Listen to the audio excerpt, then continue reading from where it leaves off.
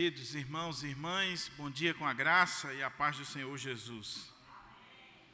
Hoje é um dia muito especial, não só por ser o dia do Senhor, mas é o domingo, né? Dia do Senhor, dia reservado para o louvor, para a adoração, para a comunhão do povo de Deus, mas também eu louvo a Deus pela vida da minha esposa, seu aniversário que foi antes de ontem.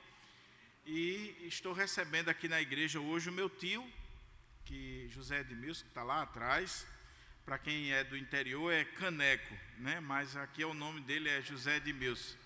Então lá em Currais Novos é Caneco Amassado, né?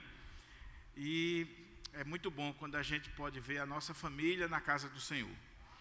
Quero convidar a igreja para juntos abrirmos a nossa Bíblia no livro do profeta Joel. Estamos numa série de mensagens expositivas no livro do profeta Joel. E como disse o reverendo Romeu, o texto que nós vamos meditar nesta manhã, meus irmãos, é um texto soleníssimo. É um texto que aquece o nosso coração, mas desafia a nossa mente e os nossos pressupostos teológicos. E eu fazia exatamente essa oração que o reverendo Romeu colocou aqui: Senhor, que o Teu Espírito caia sobre a igreja, sobre a minha vida, sobre cada um de nós. Que à medida que nós formos expondo a palavra, que o Senhor tire de nós tudo aquilo que não agrada a Ele neste ponto da pneumatologia, mas também que o Senhor coloque em nós aquilo que é a Sua palavra, do Seu agrado, que a gente não vá além, nem fique aquém da ação do Espírito Santo de Deus. Joel capítulo 2, versos 28 ao 32, palavra do Senhor para o nosso coração. Diz assim a palavra de Deus, só lembrando que nós utilizamos a versão Almeida Revista e Atualizada. E acontecerá depois que derramarei o meu espírito sobre toda a carne. Vossos filhos e vossas filhas profetizarão, vossos velhos sonharão e vossos jovens terão visões. Até sobre os servos e sobre as servas derramarei o meu espírito naqueles dias. Mostrarei prodígios no céu e na terra, sangue, fogo e colunas de fumaça. O sol se converterá em trevas e a lua em sangue, antes que venha o grande e terrível dia do Senhor. E acontecerá que todo aquele que invocar o nome do Senhor será salvo. Porque no monte Sião e em Jerusalém estarão os que forem salvos, como o Senhor prometeu. E entre os sobreviventes, aqueles que o Senhor chamar. Amém? Curva a sua fronte, vamos orar ao nosso Deus, vamos suplicar a Ele pela sua graça, pela direção do seu Espírito, pelo poder do seu Espírito Santo sobre nós, e como o reverendo Romeu citou muito bem, que à medida que nós estivermos expondo a palavra, que o Espírito Santo caia sobre nós, que o Espírito Santo nos convença do pecado, da justiça, do juízo, que o Espírito Santo nos encha para vivermos uma vida maiúscula, superlativa, digna do nome do nosso Senhor Jesus Cristo. Oremos. Pai querido, Tu sabes, ó Deus, o quanto eu sou indigno de estar aqui diante deste púlpito da Tua igreja para falar de um tema tão solene como a terceira pessoa da Trindade. Mas tem misericórdia, Senhor, e abre o nosso entendimento, põe um freio nos nossos lábios e nos dá, ó Deus, o discernimento necessário, a unção e o poder do Teu Espírito Santo para falar somente aquilo que vem de Ti. Mas também dá intrepidez, Senhor, para confrontar o Teu povo, para confrontar a minha própria vida, o meu cristianismo, a minha vida cristã, à luz da Tua palavra. É em Cristo que eu te oro, meu Pai, pedindo a direção do Teu Espírito sobre esta mensagem. Ó Espírito Santo de Deus, vem sobre nós, sopra na minha vida, sopra neste lugar, sopra na nossa igreja, em nome e para a glória do Senhor Jesus. Amém. Amém. Há alguns anos, eu estava em um dos supermercados aqui da nossa cidade. Minha esposa estava fazendo compra, e eu não sei você, mas eu não gosto de ir no supermercado, nem na feira. Ela vai só. Mas nesse dia eu estava com ela, e enquanto ela estava fazendo as compras, eu fui numa seção do supermercado de livros. Tinha livros naquele supermercado. E eu fiquei olhando os livros. Para minha surpresa, tinha livros evangélicos. E eu fui olhando os livros, até que um me chamou a atenção. O tema do livro era o Deus esquecido. O Deus esquecido. Você lembra da frase lá de Atos? O Deus desconhecido. Mas o Deus esquecido, eu parei, vou dar uma olhada nesse livro. Peguei o livro, para minha surpresa, quando eu comecei a olhar aquele livro, falava exatamente sobre o Espírito Santo. É um livro de Francis Chan, muito interessante, onde ele chama a atenção para essa negligência da igreja pós-moderna para com a pessoa do Espírito Santo. E ele faz uma crítica muito contundente, dizendo que nós estamos muito bem. Nós temos estruturas, nós temos número, nós temos finanças equilibradas, nós temos grupos de louvor bem aparentados, pregadores, na sua grande maioria, por se tratar de uma igreja tradicional, que passaram por um seminário, que se esforçam para trazer uma mensagem substanciosa para a igreja. E ele diz: nós estamos tão bem que esquecemos ou até achamos que não precisamos do Espírito Santo. Esquecemos o Espírito. Para que o Espírito, se tudo está funcionando? Para que o Espírito, se eu posso, por exemplo, nos dias de hoje, vou lá no aplicativo da inteligência artificial, dou um comando e ela me dá um sermão pronto para que eu pregue na igreja. Então, para que orar e para que o Espírito Santo? Para que o Espírito Santo, se os músicos são formados ou são expert na área da música? Para que o Espírito Santo, se o povo vem para a igreja mais preocupado com a questão intelectual ou com o nome do pregador? Dependendo do pregador, eu vou ou não. Eu não pergunto mais se é o Espírito Santo que age, mas a personalidade que está presente. A igreja precisa pensar sobre isso. Porque uma igreja que caminha sem o Espírito Santo é como um carro sem combustível. Uma igreja que está caminhando sem o Espírito Santo, ela está caminhando na força do braço da carne. E aí falta poder, falta influência, falta ação de Deus na vida dessa igreja. Charles Spurgeon, quando iniciou as suas preleções para aqueles que estavam se formando no ministério, os novos pastores que ele estava treinando, e naquela série de preleções ele inicia falando sobre a importância do Espírito Santo na vida do pastor e do ministério. E Charles Spurgeon começa dizendo que um pastor não deveria se atrever a iniciar o ministério sem ter a certeza de que ele está cheio do Espírito Santo. Porque nem Jesus iniciou o ministério de pregação sem antes ter ido buscar o Espírito Santo. O Filho de Deus, o Senhor Jesus Cristo, orou, jejuou e buscou a presença do Espírito Santo.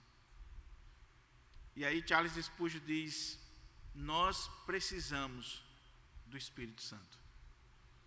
E ele gasta 2 ou 3 mensagens. Essas mensagens hoje estão em português, na coleção de livros Lições aos Meus Alunos. São 3 volumes. A primeira parte é sobre o Espírito Santo.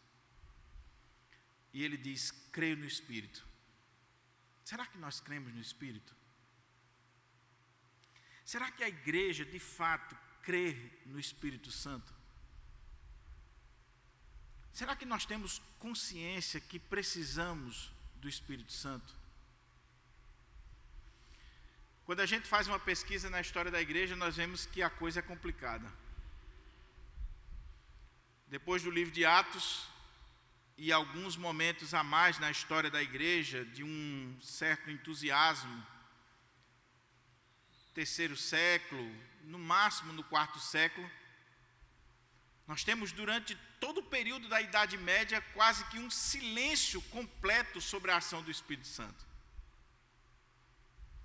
Mas é interessante que já nos primeiros séculos, por exemplo, nos documentos da igreja, nós vemos uma ênfase muito pouca sobre a ação do Espírito Santo. Leia o Credo Apostólico, um dos documentos mais importantes da história da igreja. Ele fala de Deus Pai, ele fala do Filho, e quando ele fala do Espírito, ele simplesmente diz assim: creio no Espírito Santo. É tudo que o credo fala sobre o Espírito Santo. Na Reforma, Calvino foi quem tratou de forma mais sistemática sobre o Espírito Santo, a ponto de ficar conhecido como teólogo do Espírito Santo. Depois, outros estudiosos reformados levantaram essa bandeira da ação do Espírito Santo, como John Owen, que escreveu uma obra excelente sobre o Espírito Santo. Século XX, nós temos o surgimento do movimento pentecostal, que aí dá uma ênfase muito grande ao Espírito Santo. E isso mexeu com as igrejas históricas, tradicionais, porque enquanto as igrejas históricas tradicionais estavam dando ênfase à questão soteriológica, à questão da justificação e outros temas da teologia, vem o movimento pentecostal e chama a atenção para a ação do Espírito Santo, sobretudo no que diz respeito aos dons espirituais. E é claro que houve exageros, algumas coisas que nós não concordamos, mas uma coisa é certa, que nós precisamos aprender sobre a importância do Espírito Santo. De um lado nós temos, como eu disse, os pentecostais e sobretudo os neopentecostais, dando uma ênfase ao Espírito Santo, talvez exagerada, confundindo emocionalismo, confundindo manipulação de homens, confundindo ação pura e simplesmente humana com o Espírito Santo. De outro lado, nós vemos as igrejas históricas, tradicionais, fundamentalistas, desprezando completamente a ação do Espírito Santo e vivendo só no campo da razão, do conhecimento humano, de uma teologia sem vida, de uma ortodoxia morta, de uma pregação que gera morte, porque não tem vida. Dr. Martyn Lloyd-Jones talvez seja o maior escritor nessa área, pelo menos para mim.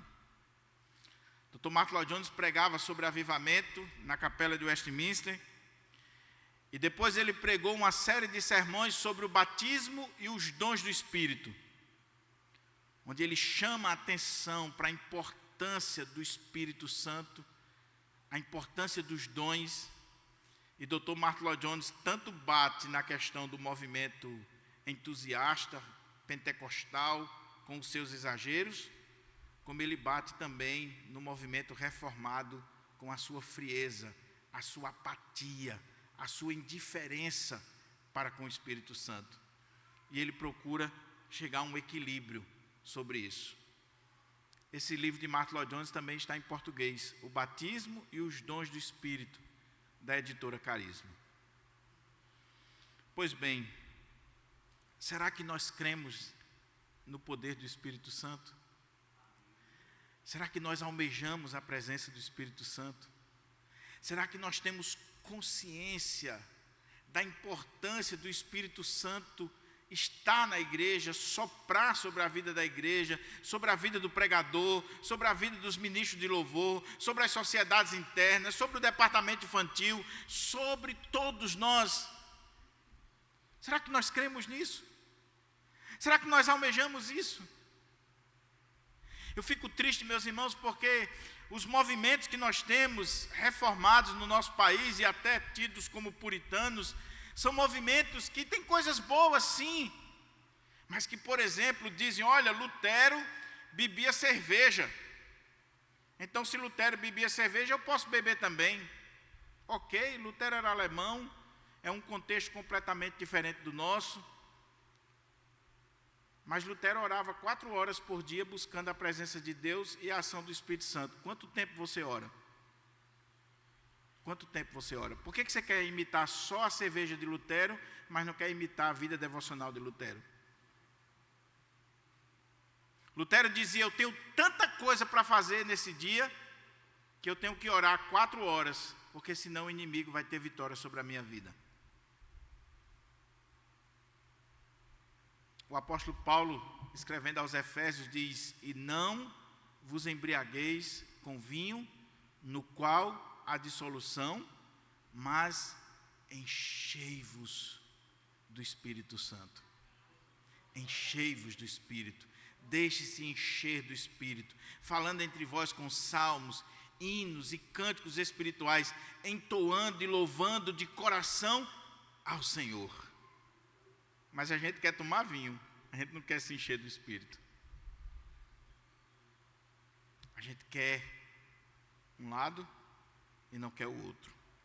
Pois bem, à luz desse texto, eu quero falar sobre o derramamento do Espírito, seu significado e suas implicações.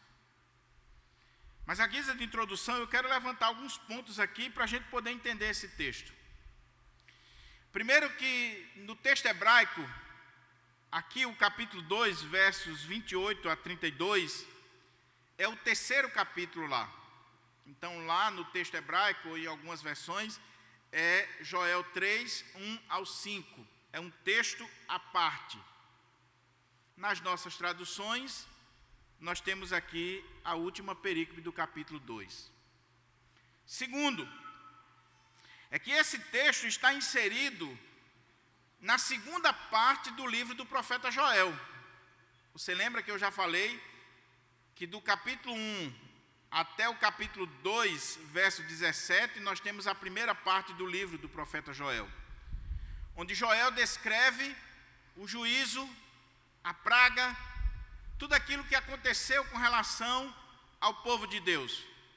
Houve uma praga de gafanhotos, houve uma seca severa, houve fogo, fome, houve toda uma situação de calamidade na vida do povo de Deus, e isso está descrito na primeira parte do livro. Mas depois ele chama esse povo ao arrependimento, à conversão, a buscar a Deus, a se converter, a clamar a Deus. Os sacerdotes, os velhos, os jovens, as crianças, todo o povo a voltar-se para Deus. E o povo se volta para Deus, e o povo clama a Deus, os sacerdotes clamam ao Senhor, e aí Deus responde esse povo. E aí inicia-se a partir do verso 18 do capítulo 2 até o final do livro, no nosso caso aqui, capítulo 3, essa segunda parte, onde nós temos a bênção, a restauração, a ação de Deus na vida do povo. Primeiro, Deus restaurando o povo com bênçãos materiais. Capítulo 2, versos 18 ao 27, que vimos na mensagem anterior. Agora, bênçãos espirituais, quando Deus, de forma muito clara, promete que vai derramar o seu Espírito Santo. Então você tem a bênção material e a bênção espiritual. Muito embora a bênção material é fruto também dessas bênçãos espirituais. E no capítulo 3, nós temos a bênção nacional, onde Deus vai restaurar o seu povo, a nação, a vida do seu povo. Nós estamos nessa segunda parte, que é a bênção espiritual. Falamos da bênção material no sermão anterior. Deus restaurou a terra, Deus restaurou os frutos, Deus restaurou a economia daquela nação, Deus trouxe bênção material para aquele povo. Mas não podemos parar aí. Nós não podemos resumir a nossa vida a bênçãos materiais. E meus irmãos, aqui está o grande problema da igreja evangélica brasileira, sobretudo com o advento do neopentecostalismo, que prega a teologia da prosperidade. É que nós condicionamos a bênção de Deus na nossa vida com coisas materiais. Eu gosto de perguntar para os irmãos: e aí, meu irmão, como é que está? Conta a bênção. Ih, pastor, não tenho bênção para contar não. Você não está vivo? Você não comeu hoje? Você não tem Cristo na sua vida? Mas é interessante como nós chamamos a atenção para as bênçãos materiais, e os falsos profetas usam isso muito bem. E cá entre nós, meus irmãos, se nós estamos com as bênçãos materiais, na grande maioria, está tudo legal. Eu não preciso orar, eu não preciso ler a Bíblia, eu não preciso ir à igreja, eu não preciso buscar o Espírito Santo, eu não preciso buscar as coisas espirituais, até porque estou recebendo meu salário, minha casa está tudo legal, tenho carro para andar, vou para onde eu quero, faço o que eu quero, tenho meu dinheiro garantido, eu estou na bênção, pastor. Para que orar, para que jejuar, para que ler a Bíblia, para que buscar o Espírito Santo, para que estar na igreja? Eu estou na bênção, Deus está me abençoando, as janelas dos céus estão abertas sobre mim. E parece que quanto mais abençoado materialmente, mais pobre espiritualmente a pessoa é. Mas veja o equilíbrio da palavra de Deus. Deus dá bênçãos materiais, não negamos isso. E precisamos enfatizar isso. Deus abençoa materialmente. E nós estamos orando para Deus abençoar você materialmente, para você abençoar a casa dele. Deus nos abençoa materialmente para que a gente abençoe a sua obra, faça a sua obra. Mas Deus não para aí, Ele nos dá bênçãos espirituais. E dentre essas bênçãos espirituais está o derramar do seu Espírito Santo. Meu querido irmão, não esteja satisfeito só com as bênçãos materiais. Busque uma vida cheia do Espírito Santo. Há um livro muito interessante, lançado pela CPAD, interessante, que trata de um presbiteriano, John Hyder, o homem que orava. E John Hyder, quando ele foi para as missões, ele estava indo para o trabalho missionário, uma pessoa fez uma pergunta para ele, perturbadora: John Hyder, você está cheio do Espírito Santo? Você está cheio do Espírito Santo? E ele parou, pensou, refletiu e chegou à conclusão que não. Então ele foi orar e orar e orar para poder buscar a presença do Espírito Santo para ir fazer a obra missionária. Antes de Deus nos enviar ao mundo para pregar o Evangelho, enviar a igreja para pregar o Evangelho, Deus enche a sua igreja com o Espírito Santo.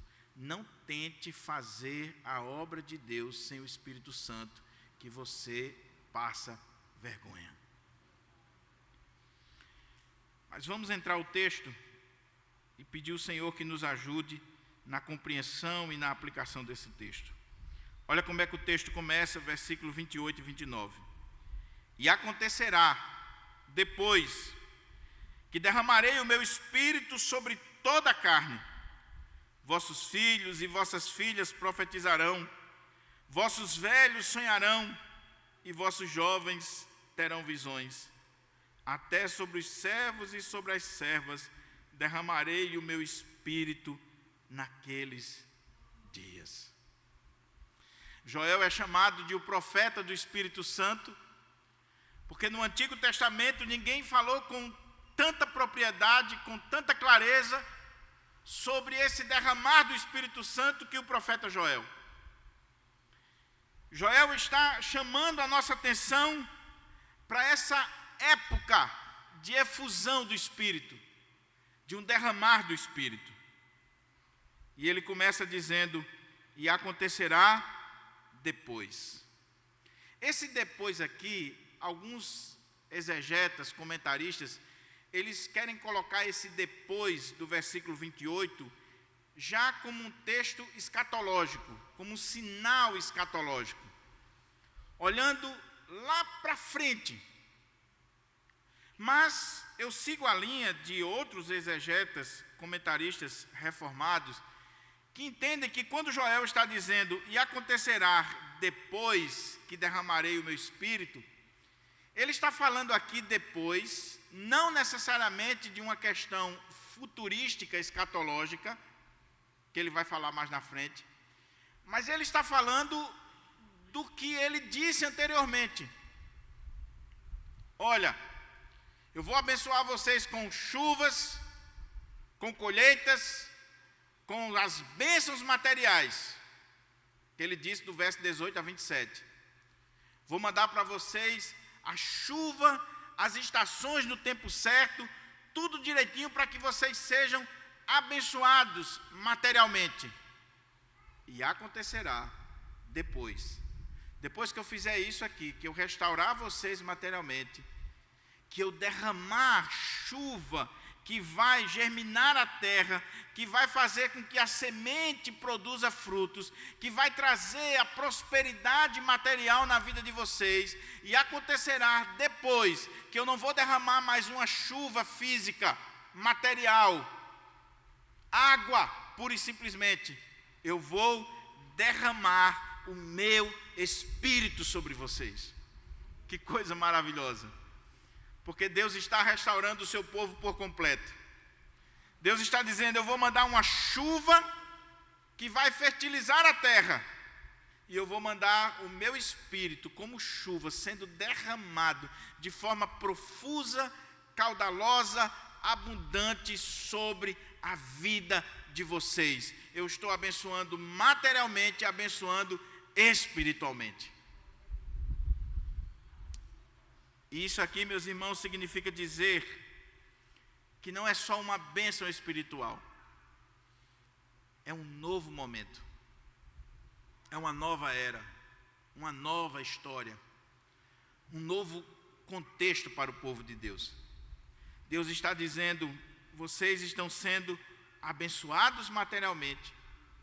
E por serem abençoados materialmente, vocês sabem que eu estou no meio de vocês, que eu sou o Senhor vosso Deus, que não existe outro Deus, e vocês jamais serão envergonhados. Porém, eu quero dizer que não para aí. Eu tenho um tempo novo para vocês. Eu tenho um tempo de renovação. Eu tenho uma nova era, uma nova realidade para a vida de vocês. A vida de vocês não vai se resumir a coisas materiais, a bênçãos materiais. A vida de vocês será banhada com o poder e a presença do meu Espírito. E acontecerá depois que derramarei o meu Espírito sobre toda a carne. É muito importante a gente verificar aqui essa expressão, toda a carne. O Espírito Santo viria sobre toda a carne. E veja que coisa interessante, meus irmãos, porque quando a gente olha no Antigo Testamento, nós vemos que o Espírito Santo, ele não vinha sobre toda a carne. Ele vinha sobre aqueles que eram ungidos, os chamados ungidos com o Espírito. Reis, sacerdotes, juízes, autoridades. E os profetas que recebiam essa ação do Espírito Santo. Em alguns momentos, o Espírito Santo vinha de forma específica, pontual, sobre pessoas. Por exemplo, você lembra quando foi fazer o tabernáculo e toda aquela parafernália de adoração ao Senhor, que o Espírito Santo veio sobre 2 homens, enchendo eles e lhe dando sabedoria, inteligência, para que eles costurassem as cortinas, fizessem todo o aparato lá do culto ao Senhor. Mas é uma coisa pontual. Pontual. Não era sobre todo o povo, não era sobre toda a nação. Era sobre reis, sacerdotes, profetas e especificamente sobre alguém que era levantado para fazer a obra. Mas a promessa de Deus agora, nessa nova era, nesse novo momento, nessa nova etapa da história do povo de Deus, é que o Senhor derramaria o seu Espírito não sobre o rei, não sobre o sacerdote, não sobre os profetas especificamente, mas sobre todo o povo, toda a carne. Toda a carne. Agora é interessante a gente pensar que toda a carne aqui não significa dizer necessariamente toda a humanidade. Toda a carne aqui, quando ele fala de toda a carne, ele não está falando quantitativamente falando. Porque aí eu teria que entender que o Espírito Santo é derramado sobre toda a humanidade. E não é isso que o texto está dizendo. Não é isso que nós vamos ver quando esse texto se cumpre lá em Atos. Toda a carne aqui é qualitativamente falando. Ele vai explicar. Toda a carne aqui é toda a carne que diz respeito ao povo de Deus. Aqui no contexto de Joel, no primeiro momento, a nação de Judá, o povo de Israel. Mas quando ele fala de toda a carne aqui, e lembre-se, texto tem que ser interpretado dentro do seu contexto. Ele está falando aqui do povo de Deus, e ele vai descrever quem é esse povo. Quem é toda a carne? E acontecerá depois que derramarei o meu Espírito sobre toda a carne. Que toda a carne é essa? Do povo de Deus. Vossos filhos e vossas filhas, vossos velhos, vossos jovens. Toda carne do povo de Deus. Todo o povo de Deus terá esse derramar do Espírito sobre a sua vida. Que promessa maravilhosa, meus irmãos. Que privilégio nós temos. Que honra nós temos. Se nós vivêssemos na antiga aliança, nós não teríamos essa promessa e esse privilégio. Nós veríamos o rei sendo ungido, o sacerdote sendo ungido, os profetas sendo ungidos e especificamente algumas pessoas. Mas na nova aliança, todos, jovens e velhos, crianças do povo de Deus, são ungidos pelo Espírito Santo de Deus. Então acabe com essa história de que fulano é ungido do Senhor, é o escolhido do Senhor, e ele é que tem o Espírito Santo. Não, meu irmão, se você é crente, se você é um servo de Deus, você é ungido do Senhor, você é uma ungida do Senhor, você tem o Espírito Santo de Deus na sua vida, senão você não seria crente. Mas na igreja evangélica brasileira, convencionou-se dizer que o pastor é ungido. Não toque no ungido do Senhor. Sim, o pastor também é ungido, mas você também é ungido. Você, minha irmã, é ungida, porque você é crente em Jesus Cristo. E a promessa é para todo o povo de Deus, para toda a carne do povo de Deus. Mas como nosso Deus é maravilhoso, porque esse texto aqui coloca para nós coisas extraordinárias, que eu estou muito aquém de expô-las. E acontecerá depois que derramarei o meu Espírito sobre toda a carne. Ele está falando de uma promessa abundante, de uma promessa que não diz respeito a gotas, a migalhas, mas um derramar, uma chuva, uma profusão do Espírito algo exponencial sobre a vida do seu povo. E quando esse Espírito vier, ele quebrará todas as barreiras, todo e qualquer aspecto discriminatório, todo e qualquer muro que é levantado pela religião, pelos homens, pela sociedade, que naturalmente criam muros, criam barreiras, discriminam pessoas. A própria igreja, o próprio povo de Deus, se não tiver cuidado, discrimina pessoas. Acha que o Espírito Santo está restrito a alguns especiais do povo de Deus. E aqui o Espírito Santo vem e ele quebra toda barreira, toda discriminação. Ele quebra, em primeiro lugar, a discriminação sexual. Ele vem sobre vossos filhos e vossas filhas.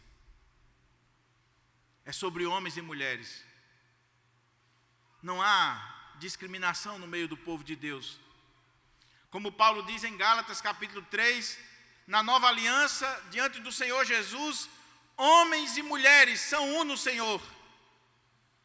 As mulheres que eram discriminadas na antiga aliança, agora, nessa nova era, nesse derramar do Espírito Santo, assim como os homens, elas também receberão o Espírito Santo sobre a sua vida.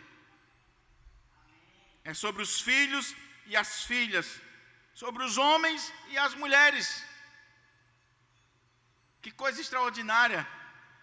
Porque quando nós olhamos no Novo Testamento e já no Antigo Testamento, Deus quebrando a regra, nós vemos mulheres sendo cheias do Espírito para profetizar, para falar das grandezas de Deus. Nós vemos as filhas de Filipe profetizando no poder do Espírito. Então, meus irmãos, nós precisamos ter cuidado para não levantarmos muros, onde o Espírito Santo já quebrou esses muros. E termos qualquer preconceito, qualquer discriminação do ponto de vista de homens e mulheres. Na nova aliança, o homem é cheio do Espírito, a mulher é cheia do Espírito. Na igreja de Deus não pode haver nenhum tipo de discriminação. Mas olha o que o texto diz ainda. A barreira etária é quebrada. E acontecerá depois que derramarei o meu Espírito sobre toda a carne. Vossos filhos e vossas filhas profetizarão, vossos velhos sonharão e vossos jovens terão visões. O Espírito Santo vem sobre homens e mulheres, e o Espírito Santo vem sobre velhos e jovens. Que coisa maravilhosa. Quebrando essa barreira etária, quebrando esse conflito de gerações. Nessa nova era do Espírito, não existe aquela ideia de que o velho vai ficar de um lado, o jovem de outro, de que eles não podem conviverem juntos e trabalharem juntos. Não! Os velhos e os jovens serão cheios do Espírito Santo e terão um papel importante na obra de Deus, porque diz o texto que os velhos sonharão e os jovens terão visões. Oh, meus irmãos, na igreja de Deus, nós temos essa beleza, onde não pode haver discriminação por faixa etária. Não pode haver. E a gente precisa ter muito cuidado para não criarmos essas barreiras. Talvez um dos grandes erros do evangelicalismo brasileiro pós-moderno é que está se criando igrejas para guetos, para grupos, para faixa etária específica. Você tem igrejas que é só para jovens. Você tem igrejas que é só para os cabeça branca.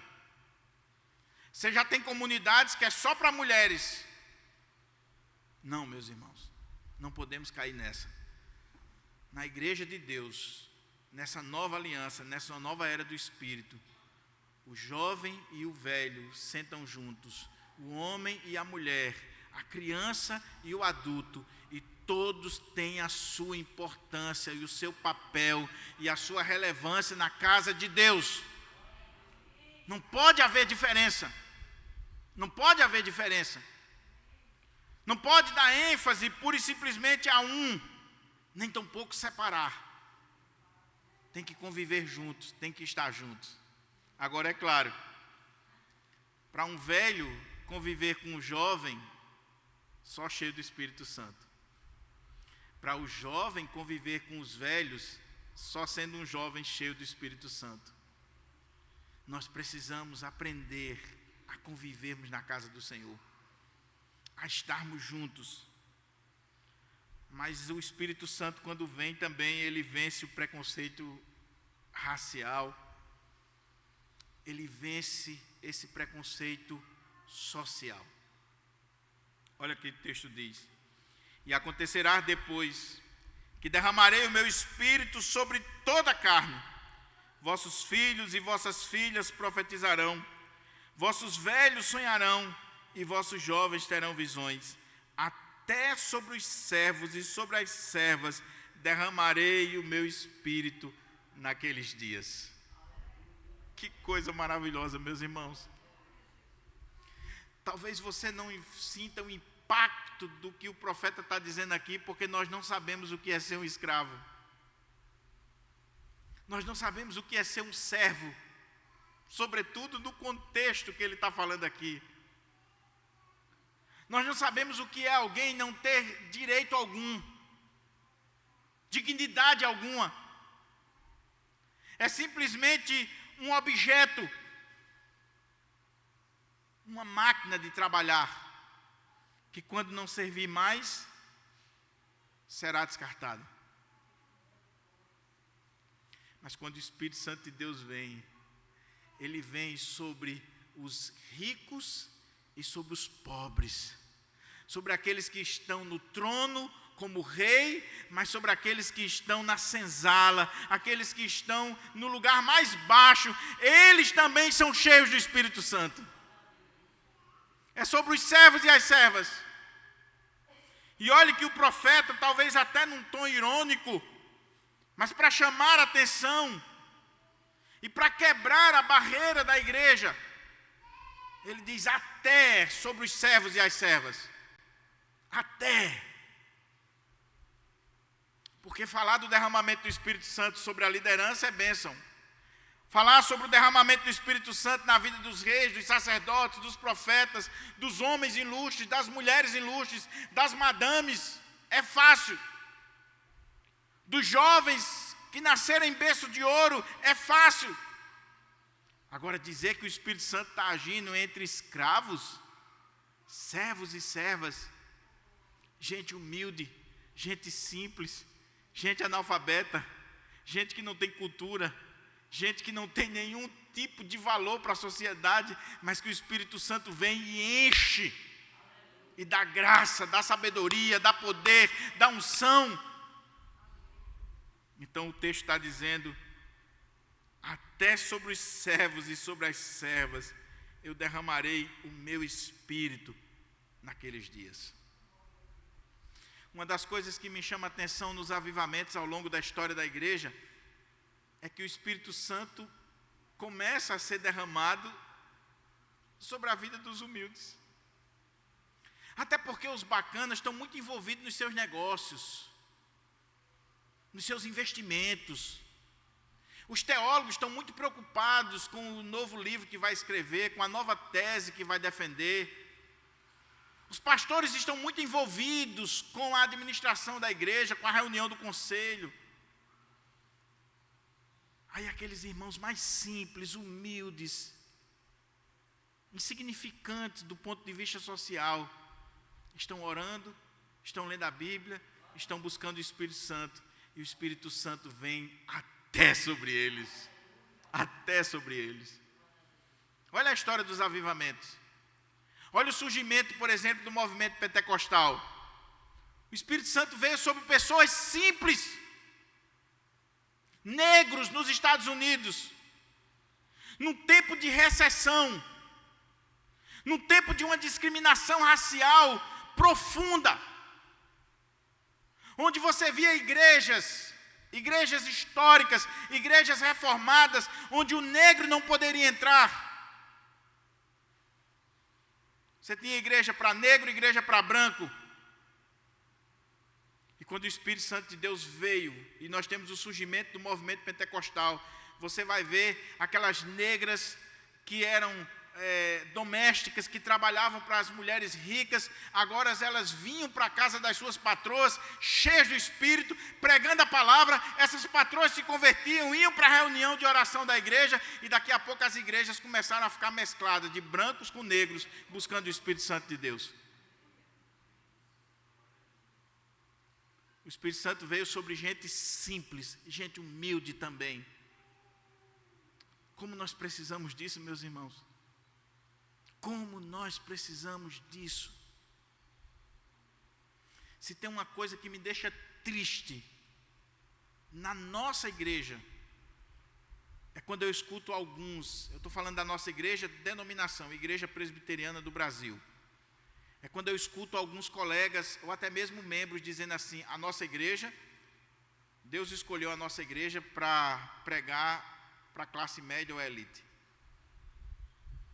E o cara, quando diz isso, ele não sabe a besteira, a burrice, ou talvez a blasfêmia que ele está dizendo. Porque no dia que a igreja presbiteriana for uma igreja conhecida pura e simplesmente pela burguesia, ela deixou de ser alvo dessa ação do Espírito Santo de Deus. O Espírito Santo de Deus vem sobre homens, mulheres, jovens e velhos, e até sobre servos e servas. Até sobre servos e servas. Mas eu queria destacar ainda algumas coisas para a gente vir para o segundo ponto do texto. Olha que o texto diz: e acontecerá depois que derramarei o meu espírito sobre toda a carne. É um derramar, é uma chuva do espírito, é algo abundante.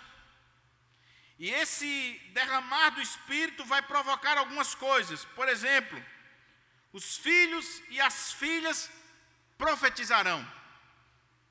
Ou seja, homens e mulheres profetizarão. O que é profetizar? Profetizar é proclamar a palavra de Deus. É falar dos feitos de Deus. Os filhos e as filhas profetizarão. Meus irmãos, sabe por que nós não estamos profetizando como deveríamos? Por falta do Espírito Santo. Porque quando o Espírito Santo vem sobre nós, a evidência principal, nós vamos ver, é que a igreja fala, profetiza. Fala das grandezas de Deus, das coisas de Deus. É impossível alguém estar cheio do Espírito Santo e não ter essa necessidade de profetizar, de transmitir a palavra de Deus, de falar de Deus, da grandeza de Deus, dos feitos de Deus. Então, quando o Espírito Santo vem, essas pessoas profetizam. E não confunda aqui profetizar com pregação no púlpito. É também. Mas profetizar aqui é falar das coisas de Deus. É falar da grandeza de Deus. Meu querido, quando foi a última vez que você viu alguém dizendo assim: eu preciso do Espírito Santo para que eu possa falar a palavra de Deus? Profetizar.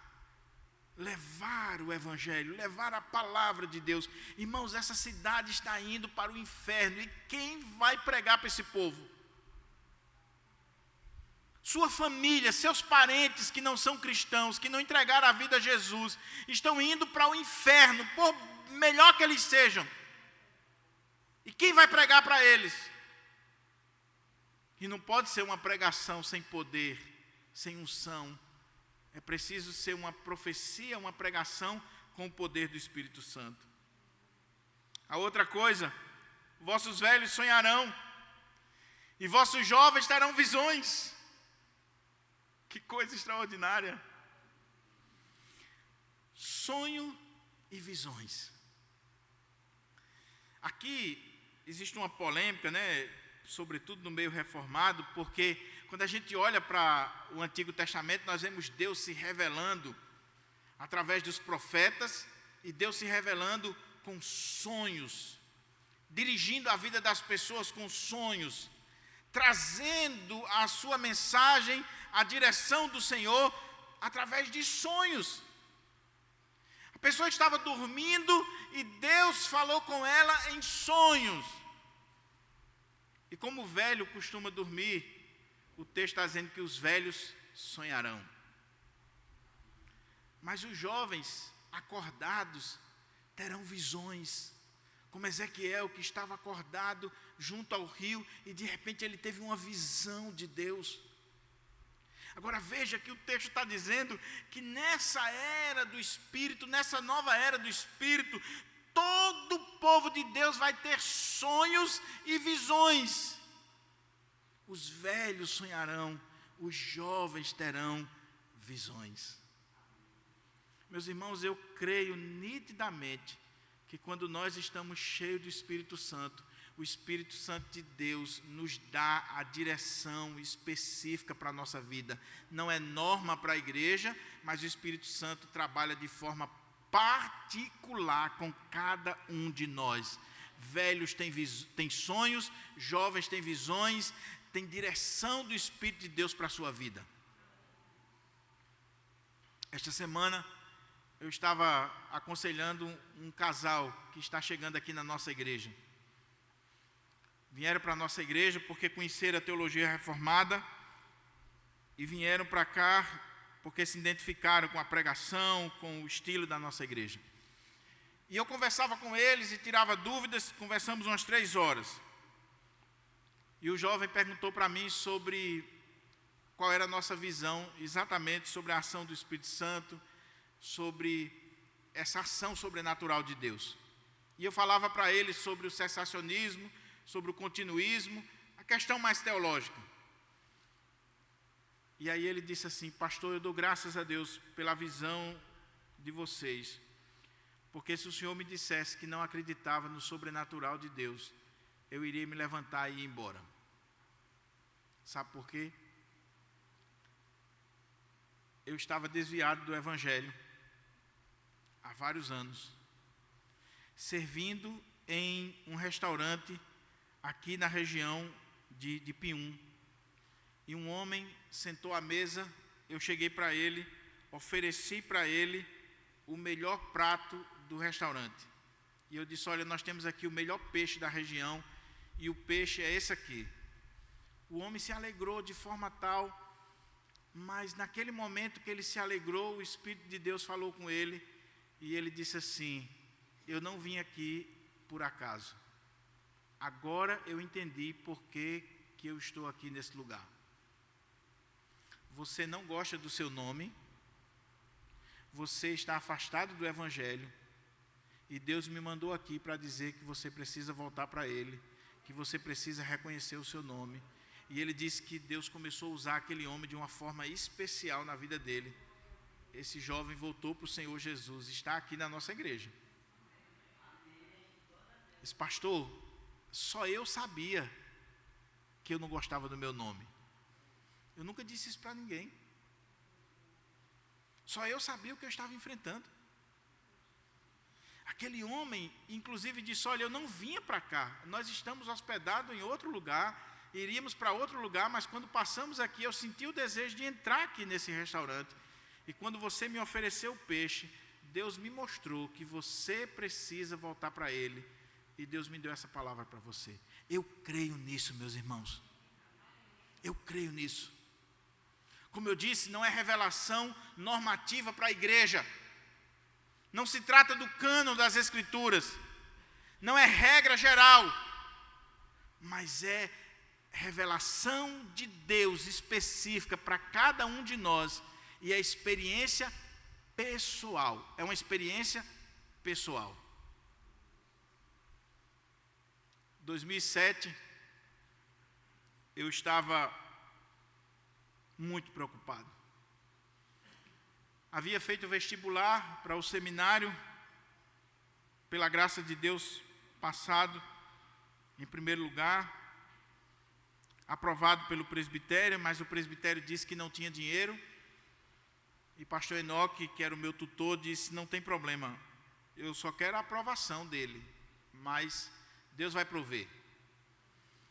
Eu fiquei na congregação, eu recebi aqui de Pirangi um salário mínimo, minha família iria ficar aqui para ter o sustento, a feira, a casa, e eu iria me virar.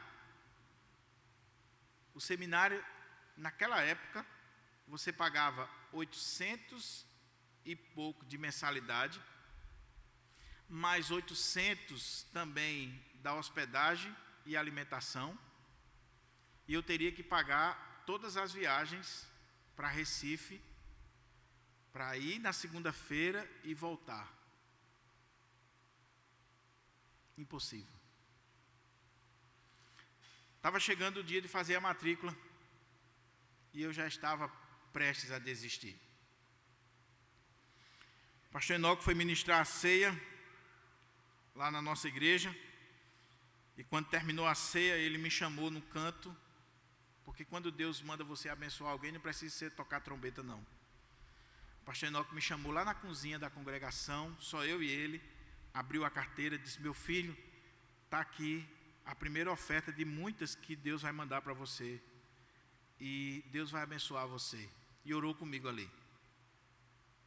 Eu recebi aquela oferta, era um valor pequeno, mas vindo de um homem de Deus que acredita na ação de Deus. A oferta era só a passagem, era só o ônibus. Fui para casa e estou pensando naquela situação. O telefone da minha vizinha toca. Era pastor Adailto, que foi co-pastor aqui na nossa igreja, que estava nos Estados Unidos. Damares lembra que Adailto foi para os Estados Unidos.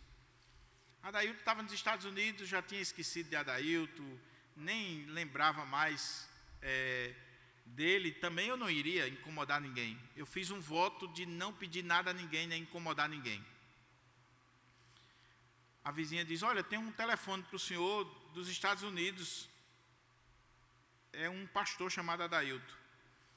E quando eu atendi, Adailto disse, e aí, como é que você está, rapaz? Tudo bem e tal? Tudo bem, pastor. Olha, estou ligando para você para saber do seminário. Deu certo? Vai para o seminário? Vou, se Deus quiser. Disse, olha, então estou dizendo a você que a primeira mensalidade e a matrícula eu estou mandando, eu quero só o número da conta. Eu já tinha o ônibus, já tinha a mensalidade, já tinha a matrícula. Deus tocou no coração de Adailto lá nos Estados Unidos. E ao longo dos 4 anos, meus irmãos, Deus foi fazendo milagres e milagres e coisas extraordinárias na minha vida. Eu fui pregar uma certa vez aqui numa cruzada lá em Felipe Camarão, e o presbítero Jeremias da Memorial chegou para mim e disse assim, pastor, o senhor está precisando de alguma coisa? Eu disse, meu irmão, eu fiz um voto diante de Deus, que eu não digo o que eu estou precisando, porque seminarista tem a fama de pidão. Ele disse assim, enquanto o senhor estava pregando, Deus falou comigo para eu lhe dar isso aqui. E ele me deu, era exatamente a matrícula no mês de julho. Em outro momento, Deus usou o reverendo Romeu. No meio do ano, terceiro ano, eu estava sem dinheiro para ir, não tinha renovado a matrícula, porque na matrícula você paga 2 vezes. Não fui para o seminário, 3 faltas, você é reprovado, 3. Já tinha levado uma falta. Pastor Romeu ligou para o diretor do seminário por outra coisa, ficou sabendo que eu não estava lá. E ligou para mim e disse, passa aqui em casa para pegar o dinheiro para você ir para o seminário, rapaz. Não desista não. Irmãos, Deus é um Deus que age ainda hoje. Eu não creio num Deus que ficou restrito ao passado, que agiu de forma sobrenatural no passado. Eu creio num Deus que agiu lá, que age hoje, que sempre agirá para a glória dEle. Para a glória dEle. Não precisa espetáculo, não precisa fazer nada desses shows que é feito por aí. Mas o Espírito Santo dá visões, sonhos, faz o povo profetizar, faz o povo falar de Deus de forma sobrenatural. Irmãos, por que será que alguém sobe no púlpito, prega um texto e a igreja dorme? E não existe impacto nenhum. E por que será que outro sobe com simplicidade, sem ser formado em Harvard, sem ter feito pós-doutorado, simples, humilde, sobe quando lê o texto, daqui a pouco você vê o povo chorando, se derramando. Ação do Espírito Santo de Deus na vida. Ação do Espírito Santo.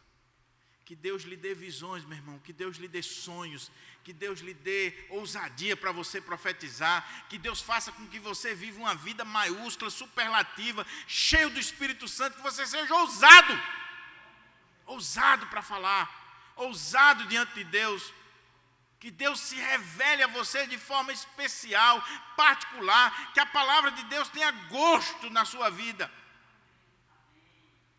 Agora é claro, meu irmão, qualquer sonho, qualquer visão que contraria a palavra é do capeta, ou bucho inchado. Não tem ponto correr. Mas dizer que Deus não pode agir é querer colocar Deus numa caixinha. É querer colocar Deus numa caixinha. Ruth Tank, no livro Missões até os Confins da Terra, é um livro que mexe com a gente. Ela conta a história de um missionário que antes de ser missionário, ele era um cara profano, mundano, e ele está tocando uma música pornográfica e de repente aparece para ele um homem pregando para ele. Ele tem um susto. Volta a tocar de novo, a compor a música, aparece um homem e prega para ele. Ele se converte e se torna um dos grandes missionários na história da igreja. Eu creio nisso, meus irmãos. Certa vez eu ouvi um pastor pregando, pastor Alejandro Bulhon. Ele era missionário na floresta amazônica, recém-ordenado, e ele ia toda semana pregar na aldeia. Ele fazia a viagem, pegava um barco, chegava em um determinado local e um índio vinha buscá-lo. E ele diz no seu livro, Conhecer Jesus é Tudo, que ele chegava ali, o índio vinha naquele local e dizia: pastor, o senhor me acompanha. Onde eu pisar, o senhor pisa, para o lado que eu virar, o senhor vira. E ele foi.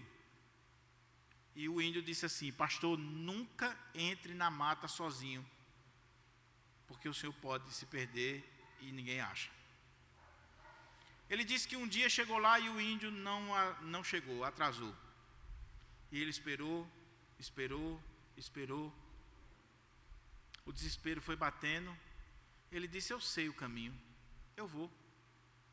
E ele disse que entrou na mata e começou a andar. E nada de chegar na aldeia. Começou a escurecer. Ele disse: agora já era. Começou a correr. Nessa carreira, ele caiu no barranco. E ele disse que enquanto ia descendo aquele barranco, as aulas do seminário, a cristologia, os livros de teologia sistemática foram passando na cabeça dele, não serviam de absolutamente nada. Quando ele caiu ali, ele começou a orar e disse: Jesus, se tu existes de verdade, se tu és além do que eu aprendi no seminário, dos livros de teologia, me tira daqui. Daqui a pouco um índio estendeu a mão, puxou ele, e aquele índio era muito forte e foi subindo ele ribanceira acima. E ele disse que dormiu. Acordou no outro dia na tribo, já estava o café pronto. Ele se levantou, já tinham lavado a roupa dele, e o cacique disse assim: pastor, nós não dissemos para o senhor que o senhor nunca viesse sozinho? O senhor não tem noção do risco que o senhor correu. E ele disse: não, eu não vim sozinho, um índio me trouxe. Não, o senhor chegou aqui só. Olharam em toda a tribo, não tinha um índio que trouxe. Verificaram nas tribos ao redor, não tinha aquele índio. E Alejandro Bulhon disse que a partir daquele dia, ele saiu dobrou os joelhos e disse: Senhor, a minha vida eu entrego a Ti. Já era pastor. E eu vou proclamar somente o Senhor. Eu não vou pregar teologia, eu não vou pregar a minha denominação, eu vou pregar somente sobre Jesus, sobre o Senhor. Deus se revela a nós de forma especial. Deus tem a sua forma de se revelar, a sua maneira de se revelar. Eu creio, meus irmãos, na inspiração, na inerrância, na suficiência das Escrituras, mas eu creio também que o meu Deus é o mesmo que age. A única regra de fé e prática da igreja e para a minha vida é a palavra, mas eu creio que Deus pode falar comigo e confirmar à luz da palavra de Deus, não contrariando a palavra de Deus, em nome de Jesus. Aí olha o que o texto diz para a gente caminhar para a conclusão. Primeiro ele fala sobre esse derramar do Espírito, que quebra todas as barreiras. E agora ele vai falar sobre uma segunda coisa interessante. Mostrarei prodígios do céu e na terra, sangue, fogo e colunas de fumaça. O sol se converterá em trevas e a lua em sangue, antes que venha o grande e terrível dia do Senhor. Aqui é escatológico. E é interessante que o profeta Joel, ele mistura o evento histórico com o evento escatológico. Aquilo que aconteceria no meio do povo de Deus e também vai acontecer lá na frente. Vocês lembram que quando eu abri essa série, eu falei que a profecia bíblica, ela é como você olhar para um monte. Você olha aqui e quando você se aproxima, você vê que tem outro monte além e vai mais montes. Joel está vendo uma realidade em relação ao reino de Judá, mas ele está vendo também lá na frente, quando do dia do Senhor. E ele mostra que essa intervenção de Deus, ela é algo que vai acontecer não só na vida do seu povo, mas no próprio cosmos. A própria criação será afetada por esse agir especial de Deus nos últimos dias. O Espírito Santo de Deus seria derramado sobre o povo de Deus, e quando o Espírito Santo de Deus ser derramado sobre o povo de Deus, inicia-se os últimos dias, como Pedro diz. E esses últimos dias fala desse momento de juízo de Deus sobre as nações, o dia terrível do Senhor. E ele vai usar aqui imagens interessantes, prodígios do céu na terra, e ele traz à nossa memória o que aconteceu, por exemplo, no Egito, com as pragas, com a intervenção de Deus, sangue, fogo, colunas de fumaça, o sol se converterá em trevas, a lua em sangue.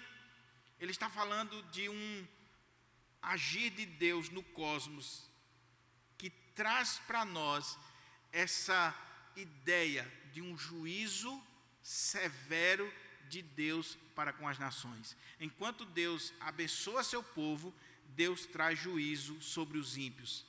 Enquanto Deus derrama o seu Espírito Santo sobre o seu povo, sobre os ímpios ele derrama a sua ira, a ponto de haver sangue, fogo, colunas de fumaça. Imagina aqui um exército destruindo uma nação, ou uma catástrofe tomando conta.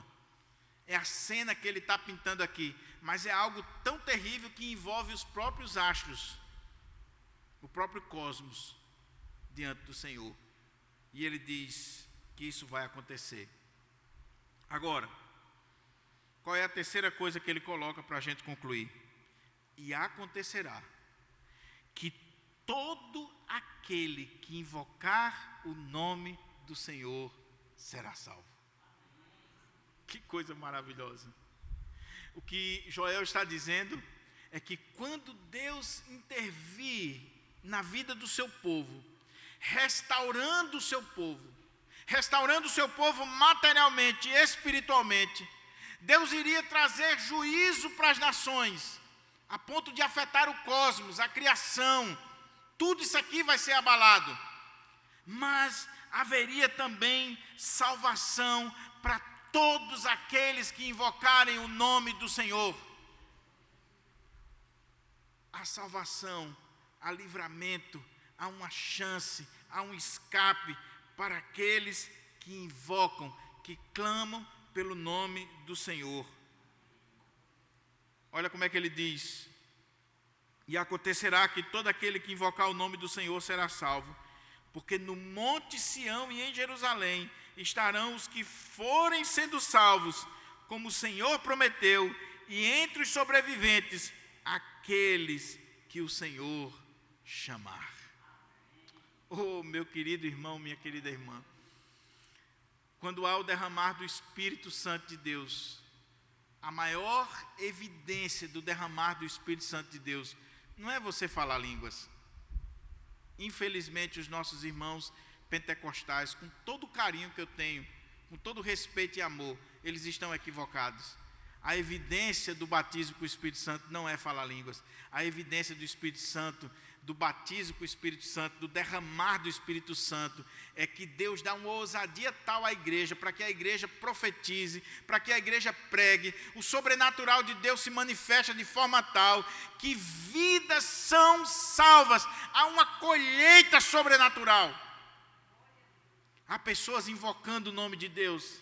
A salvação na casa de Deus, a salvação no Monte Sião e em Jerusalém, estarão os que forem sendo salvos, como o Senhor prometeu, e entre os sobreviventes, aqueles que o Senhor chamar. Quando uma igreja está cheia do Espírito Santo, quando o Espírito Santo está agindo na igreja, a prova não é que o povo está sapateando, rodeando, fazendo macaquice e gospel, não. A prova é que o povo vê Deus trazendo vidas, salvando vidas, gente clamando a Jesus, gente buscando a Jesus, buscando o Senhor, invocando o Senhor.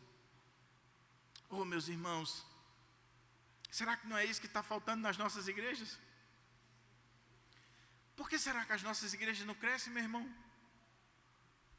Por que será que com os pastores mais preparados do Brasil, com a estrutura que nós temos, com a história que nós temos, o que falta? As nossas igrejas, meus irmãos, uma grande igreja presbiteriana no Brasil é 200 membros. Quando ela rompe essa barreira, é um milagre. O que falta? Nós nos reunimos, discutimos, planejamos, é chá, é café, é almoço, é isso, é aquilo outro. Nós somos bons para fazer programação, e haja programação, e mais programação. Nós gostamos de programação, nós gostamos de encher o bucho. Mas eu gosto muito de uma expressão que o pastor Hernandes diz: se nós orássemos mais, nós nos reuniríamos menos. Se nós orássemos mais e buscasse a direção de Deus, não é que nós vamos deixar de planejar, não, mas o nosso planejamento seria mais eficaz, porque teria a presença do Espírito Santo de Deus. Oh, meus irmãos, toda reunião da SAF não é suficiente para salvar uma alma. Você pode trazer a melhor palestrante, fazer o chá mais chique dessa cidade, fazer o que quiser. Se o Espírito Santo não estiver ali, não vai salvar uma alma. Nós podemos ter aqui os melhores músicos, os melhores instrumentos, o melhor som, o melhor ambiente, o melhor pregador do ponto de vista humano. Se o Espírito Santo não estiver presente, nada acontece. Nada acontece. A maior evidência do Espírito Santo é vida sendo salva. Eu concluo essa mensagem, meus irmãos, dizendo que o que foi profetizado por Joel se cumpriu em parte lá no dia de Pentecostes. Você sabe muito bem, Atos 2. Quando aquele povo orou, e o Espírito Santo veio sobre eles de forma tal, enchendo aqueles irmãos. Houve algo sobrenatural, que eles falaram em uma língua e eles profetizaram na língua daqueles povos, em idiomas humanos. Cada um ouvia na sua própria língua, galileus falando, partos, elamaitas, gente da Mesopotâmia, vendo galileus falando nas suas línguas. e profetizando a respeito das grandezas de Deus. E aí eles olharam e disseram assim: estão bêbados, estão embriagados. Oh, meus irmãos, talvez as pessoas quando passam em frente aos nossos tempos dizem assim: está todo mundo morto ou dormindo. Porque quando o Espírito Santo está presente, meu irmão, tem vida. Tem vida. Não é um velório. Tem vida.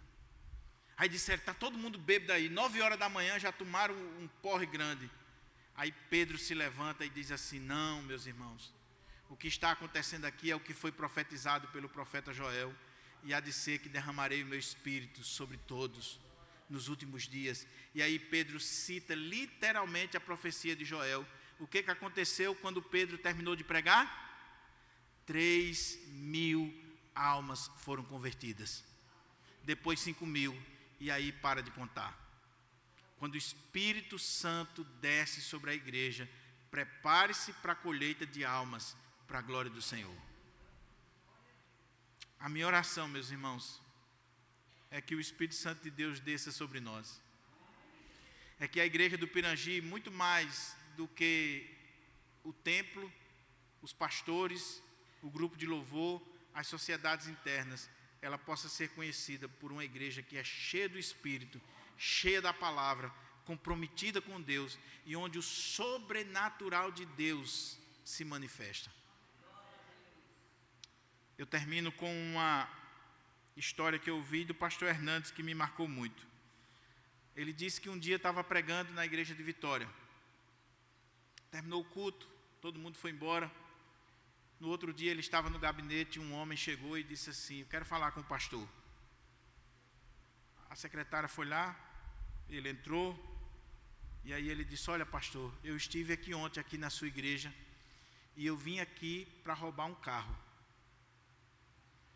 E eu olhei no estacionamento qual era o carro que eu ia levar. Mas o coral da igreja estava cantando uma música, e enquanto o coral estava cantando, eu senti como que uma energia tomando conta do meu corpo.